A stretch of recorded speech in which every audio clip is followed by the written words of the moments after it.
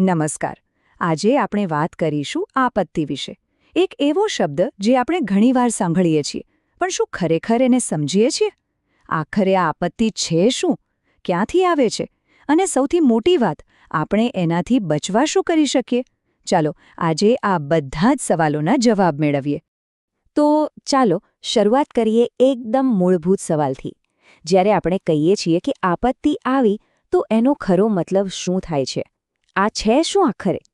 સાવ સાદી ભાષામાં કહીએ તો આપત્તિ એટલે એવી કોઈ અચાનક આવી પડતી મુસીબત જે બધું જ અસ્તવ્યસ્ત કરી નાખે. જાનમાલનું ભારે નુકસાન થાય, આપણું રોજિંદુ જીવન ખોરવાઈ જાય. જરા વિચારો, બધું શાંતિથી ચાલી રહ્યું હોય અને અચાનક જ પગ નીચેની ધરતી ધ્રુજવા માંડે. બસ એને જ કહેવાય આપત્તિ. પણ શું દરેક આપત્તિ કુદરત જ લાવે છે? કે પછી ક્યારેક આપણે પોતે પણ એના માટે જવાબદાર હોઈએ છીએ, ખરું ને? સામાન્ય રીતે આપત્તિઓને એના ઉદ્ભવના આધારે બે મુખ્ય ભાગમાં વહેંચવામાં આવે છે. ચાલો આ બંનેને જરા નજીકથી સમજીએ. સૌથી પહેલા વાત કરીએ કુદરતી આપત્તિઓની. જો આ એવી ઘટનાઓ છે જે સંપૂર્ણપણે પ્રકૃતિના હાથમાં છે. એના પર આપણો એટલે કે માણસોનો કોઈ જ કંટ્રોલ નથી હોતો. તમે અહીં જોઈ શકો છો, આના ઘણા બધા પ્રકાર છે. ભૂકંપ, પૂર, વાવાઝોડું, સુનામી, લિસ્ટ લાંબુ છે. આમાંની કેટલીક આફતો જમીનની અંદર થતી હલચલને કારણે આવે છે, તો કેટલીક વાતાવરણમાં થતા ફેરફારને લીધે. જેમ કે ભૂકંપ. આપણી પૃથ્વીની અંદર જે ટેક્ટોનિક પ્લેટ્સ છે, એ જ્યારે ખસે કે એકબીજા સાથે ટકરાય, ત્યારે જબરદસ્ત ઊર્જા છૂટી પડે છે અને ધરતી ધ્રુજી ઉઠે છે. એને જ આપણે ભૂકંપ કહીએ છીએ. વિચાર તો કરો, જે જમીન પર આપણે ઊભા છીએ એ જ અસ્થિર થઈ જાય. અને હવે જરા આ નકશા પર નજર કરો. આ જોઈને જ ખ્યાલ આવે છે કે ભારતનો કેટલો મોટો, લગભગ 59% જેટલો વિસ્તાર ભૂકંપના જોખમ નીચે જીવી રહ્યો છે. અને એમાં પણ આપણું ગુજરાત, ખાસ કરીને કચ્છ અને આખો ઉત્તર પૂર્વનો વિસ્તાર, એ તો સૌથી વધુ જોખમી ઝોનમાં છે. આ માહિતી ખરેખર આંખ ઉઘાડનારી છે. હવે વાત કરીએ સુનામીની. જ્યારે દરિયાના પેટાળમાં ભૂકંપ આવે કે કોઈ મોટું જ્વાળામુખી ફાટે, ત્યારે પાણીમાં જોરદાર ખળભળાટ મચે છે. અને એમાંથી જન્મે છે સુનામીના રાક્ષસી મોજા. આ મોજા એટલા ઊંચા હોઈ શકે છે કે આખાને આખા શહેરને ગળી જાય. એક મજાની વાત જાણો છો? આ સુનામી શબ્દ જાપાનીઝ છે. એનો અર્થ થાય છે બંદર પર આવતા મોજા.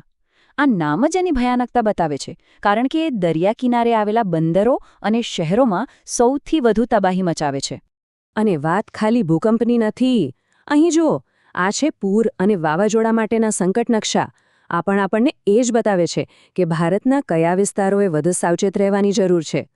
સૌથી દુઃખની વાત એ છે કે આપણને ખબર હોય છે કે આ આફતો આવી શકે છે, પણ તેમ છતાં દર વખતે નુકસાન તો ભોગવવું જ પડે છે. સારું, તો શું દરેક તબાહી માટે કુદરત જ જવાબદાર છે? ના. ઘણીવાર આપણી પોતાની ભૂલો, આપણી બેદરકારી અથવા તો આપણા ઈરાદાઓ પણ મોટી મોટી આફતોને નોતરે છે. ચાલો હવે આ માનવ સર્જિત આપત્તિઓ પર એક નજર કરીએ.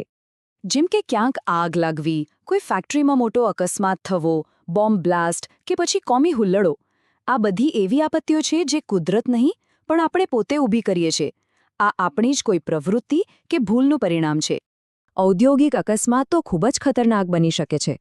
કોઈ ફેક્ટરીમાંથી ઝેરી ગેસ લીક થાય કે પછી કોઈ મોટો ધડાકો થાય, તો એની અસર દૂર દૂર સુધી ફેલાય છે અને વર્ષો સુધી રહે છે. આ ખતરો ખાલી ત્યાં કામ કરતા લોકો માટે જ નહીં, પણ આસપાસ રહેતા હજારો લોકો માટે પણ જીવલેણ સાબિત થઈ શકે છે. અને જો એ જોવું હોય કે આવી દુર્ઘટના કેટલી ભયાનક હોઈ શકે, તો ભોપાલ ગેસ કાંડને યાદ કરી લેવું પડે, જેને દુનિયાનો સૌથી ખરાબ ઔદ્યોગિક અકસ્માત માનવામાં આવે છે. હજારો લોકોએ જીવ ગુમાવ્યા અને લાખો લોકોની જિંદગી પર એની એવી અસર પડી જે આજ સુધી નથી ગઈ. તો આપત્તિ ભલે કુદરતી હોય કે પછી માનવ સર્જિત, એનું પરિણામ હંમેશા વિનાશક જ હોય છે. કારણ ગમે તે હોય, તબાહીનો ચહેરો તો એક સરખો જ હોય છે. ચાલો જોઈએ કે એની અસરો કેવી હોય છે. જુઓ, આપત્તિની અસર ખાલી તૂટેલા મકાનો પૂરતી નથી હોતી. એનાથી લોકોના જીવ જાય છે, દેશની આર્થિક કમર તૂટી જાય છે. અને સૌથી મોટી વાત, જે લોકો બચી જાય છે તેમના મન પર ક્યારે ન ભૂંસાય એવા ઊંડા ઘા રહી જાય છે. તો પછી સવાલ એ થાય કે આ બધા જોખમો વચ્ચે શું આપણે સાવ લાચાર છીએ? શું આપણે કંઈ જ ન કરી શકીએ? ના, એવું બિલકુલ નથી. એક સારી વાત એ છે કે આપણે વ્યવસ્થાપન દ્વારા આપત્તિની અસરોને ચોક્કસપણે ઘટાડી શકીએ છીએ, અને આ જ છે આગળનો રસ્તો. આપત્તિ વ્યવસ્થાપન એટલે કે ડિઝાસ્ટર મેનેજમેન્ટ એના મુખ્ય 3 ભાગ છે.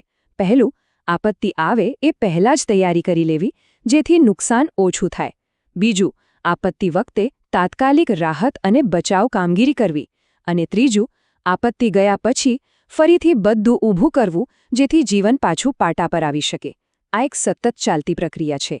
તો આ બધી વાત પછી એક છેલ્લો અને સૌથી અગત્યનો સવાલ ઊભો થાય છે. આપણી તૈયારી કેટલી છે?